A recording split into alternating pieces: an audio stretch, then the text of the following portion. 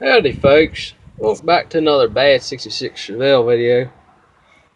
And I want to point something out here. The main differences between a GM steering column, the way it shifts versus a Ford.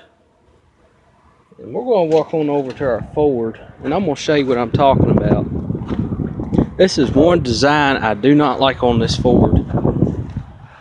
And I thought the column was just, had a lot of slop in it, but and it very well could, but I don't like this because this is kind of dangerous. Alright, now if you notice here on our column, you got your park, reverse, neutral, drive, second, and one. Because this is a C4, it's a 3-speed automatic. Which is why you got 3 different gears. Now, what I don't like, and I'm going to show y'all, to shift this thing from park to drive, now you would think you would pull it towards you and pull it down.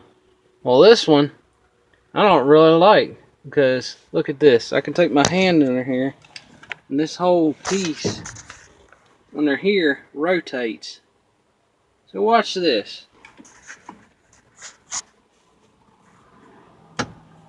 Look at that. I can shift just to reverse without even touching it. And watch, I'll do it again. Tell y'all what I'm doing.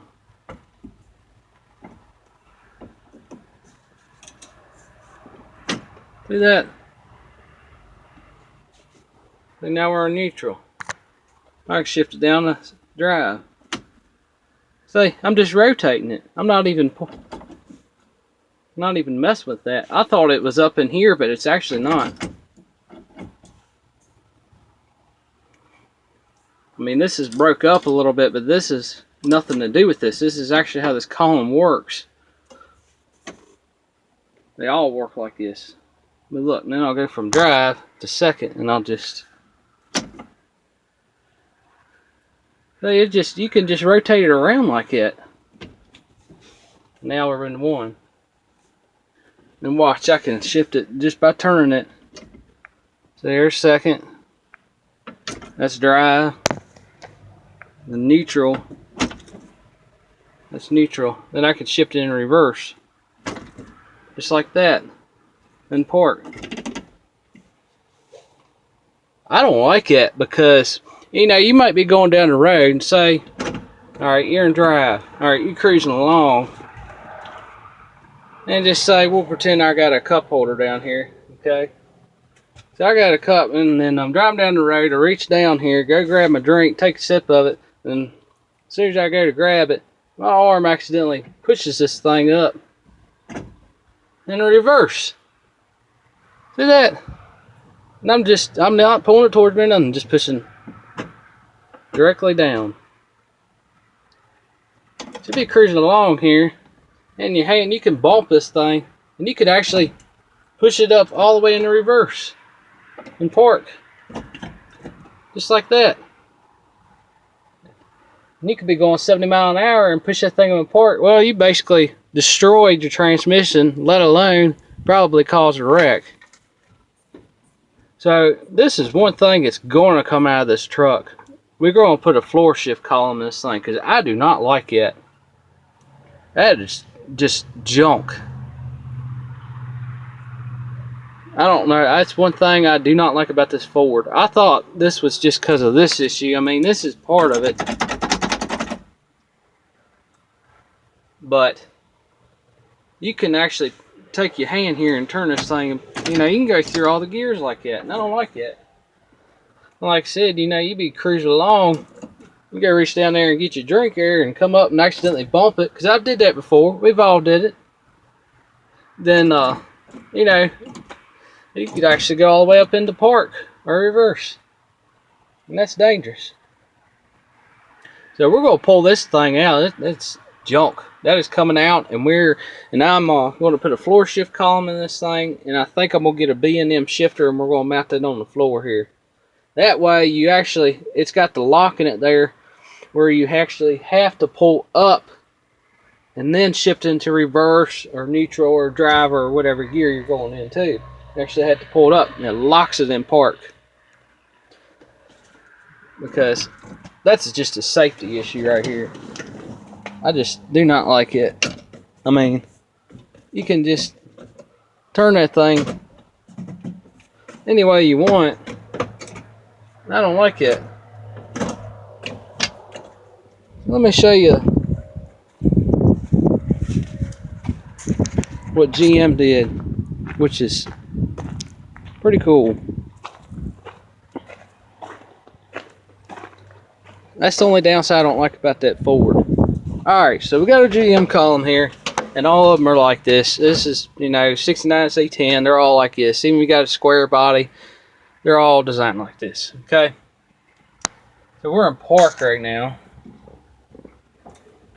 I'll shut my door here. So we're in park.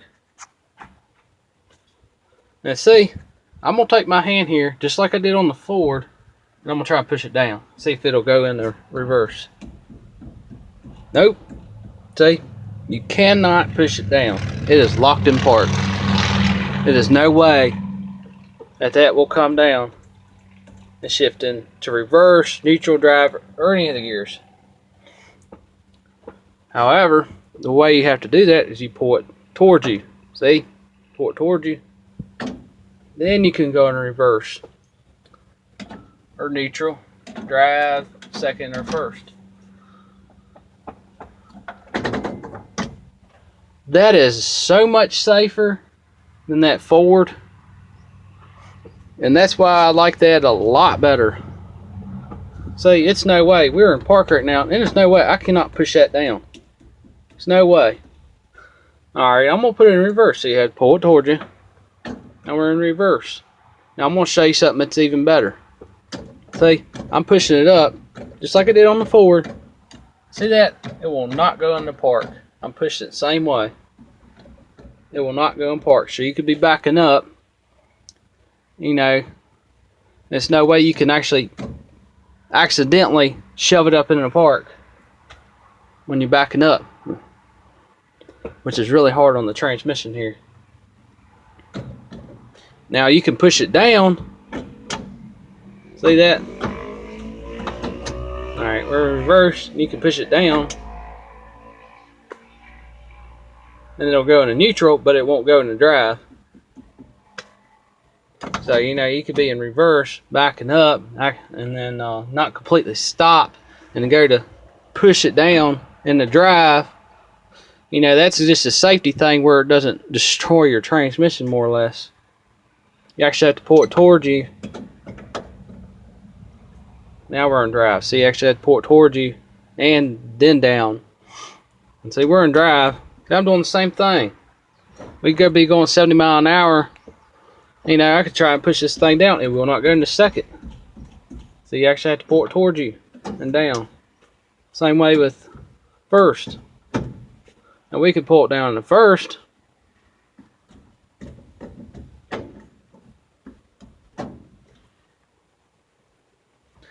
But that's just so much safer. So you can be cruising down, you know, interstate, something going to be 70 miles an hour. There's no way. See that? I'm pushing it down. There's no way we can go in a second, basically. And that's much, much safer. You'd actually have to pull it towards you and then down. Same way with first. Pull it towards you and down. That's just so much safer like that. See, we could be in drive. It will not go in the second. There's no way. See, I'm pushing down. The only thing that we could possibly do, like the same thing on our Ford here, what would happen? So we're going cruising down the road, and then you know, I go to reach down, which I've done this before, just like I said earlier. You reach down, grab a drink, you know, take a sip of it, and I come up and accidentally bump it. We'll be in drive, and accidentally bump it. See, we'll be in neutral. It ain't gonna hurt nothing. It might rev a little bit, but it's not gonna hurt nothing. It's not gonna go all the way up in the park. You know, if it ever would get bumped, it'd just go neutral. See, it will not go in the reverse or park. See that? You have to pull it towards you to to actually get reversed. But anyway, my point is GM is so much safer. You know, that's a lot safer like that. That's basically what I wanted to show y'all and point that out. You know, there's no way you could be cruising down the road and accidentally shift into a wrong gear. Now on this Ford here, on the other hand, I think this is just a design flaw. I really do. I mean, you could take and pull this thing just like I'm doing in the other truck. You know, you'd be going down the road and you're in drive. You know, you can push that thing up and go all the way in the park if you want it. See that? I just do not like it. That is dangerous. And the reason we're making this video here is the other day I was working on this thing. And I'll show y'all, you know, it was in park. Okay, we're in park. And I was working on this thing, just adjusting the carburetor. It was idling. You know, it wasn't really idling that high. It was idling, you know, 650, 700 RPM, somewhere in there. And I was adjusting on it. We had our air cleaner off. And, you know, I was just adjusting on our idle screw here. Got that adjusted. And then as I was having it running, all of a sudden, this thing somehow, I don't know how it did it, but somehow it shifted into reverse. And it was idling. And I had her door open just like this. And I had to chase this thing down. Because if you look, you know, it didn't hurt the truck. But it did this. It actually, of course it wasn't on jack stands, but it actually drifted, you know, rolled all the way back, just idling, but enough to where, you know, I'm under the hood and can't catch it in time. And it rolled back from there, all the way back up in here and into our storage unit here. So now I'm gonna have to pay for this, which, you know, it was an accident. Stuff happens. But anyway, you know, it didn't hurt nothing inside or nothing, but it messed the door up. So I'm gonna have to buy another door for the guy, which, you know, ain't no big deal. He knew it was an accident. But anyway, this is why I'm making this video here. You know, the only thing it really did to the truck is when it crushed that in there a little bit on the corner there. Blew our bumper up a little bit, but we just pushed it in just a little bit and raised this up, because you can see where it's against the bed here. So we can fix that. That's not a big deal. Just took a chain to it and pull it back out a little bit. I'm not too worried about that. I'm just glad it didn't get tailgate or brake light or nothing like that. That could be fixed easy. But the main reason I'm making this video here, you know, because I was working on that, and that's just dangerous as hell. And it's a good thing that this thing, I mean, just idling did that much damage. I mean, it just tore their door up over there. You know, nothing horrible, but, you know, the point is I got to buy another door. But if I would have sit there, you know, been really opening that thing up, it would in no way, I mean, it would have, I would have hated to see the damage. It would have been way worse. So that's why I'm making this video here, is we are going to do something about that. Because that's just, in my opinion, a very poor design. Very poor. That's the reason why I got it on jack stands as well. So I can run it and don't go nowhere. But we're going to take this out. We're putting a floor shift column in it. We're going to get a B&M shifter in it. That way, when I have it down here, you actually have to pull it up and pull it into reverse or whatever gear you want. And it's the same way if you're in drive, you're cruising down the road, there's no way you can push that thing up. It'll go into neutral, but it won't go all the way up into reverse or park and destroy your transmission more or less. Because I'm going to buy that. Because I'm not having that. That's dangerous. Look at that. I even had the parking brake set. And just idling, you know, trying to run around this thing and open this door up to jump in it to hit our brakes there. And by the time I had this door open, you know, it was too late to run in it. But anyway, stuff happens. I hate that happened, but you know, it happened. I'm just glad it didn't do more damage than what it did. But anyway, that's why I was making this video. Is I just do not like that design. That's a very, very poor design that Ford did. I mean, I like the Fords and stuff, don't get me wrong, but that's just one design right there that's horrible. Horrible, horrible. Because now, that design right there just cost me $2,000. So I'm going to have to pay this gentleman's new door here.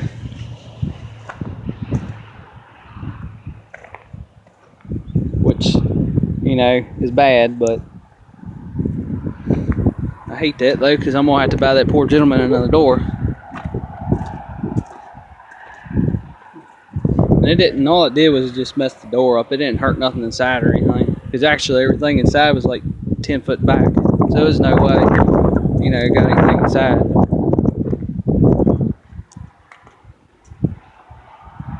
But anyway, it's just one of them things though. It's just one of them things that happen. And it's actually not the first time that's happened to me. Now that's the first time that's happened with this truck.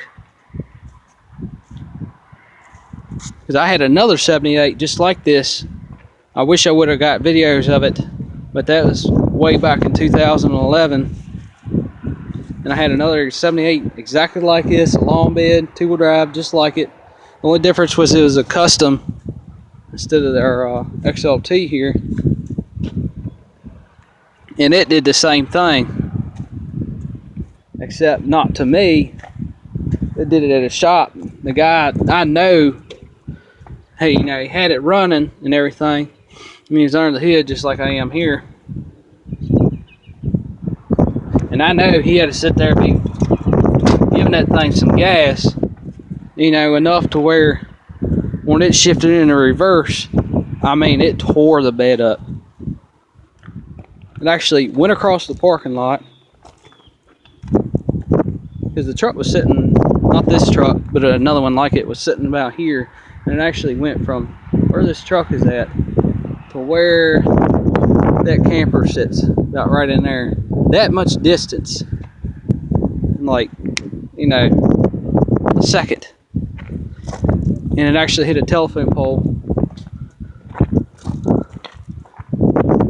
And what it did, it didn't have no rear bumper on it, which I wish it would have. This one does.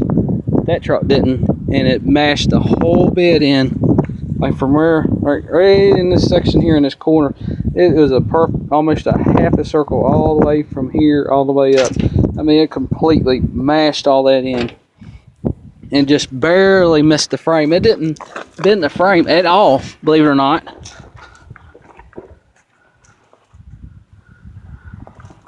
Because it was, got lucky and it was in this section over here, because our frame is right here. See, our frame is right in here, and it hit over in here in this section. So when it hit it, it crushed all that back. And I got really lucky that it didn't hit the frame, because that would have been horrible. But, you know, that's twice that's happened.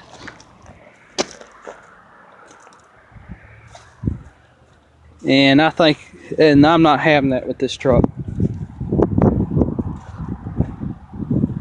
Because that's a bad design, and not to mention, but that is embarrassing.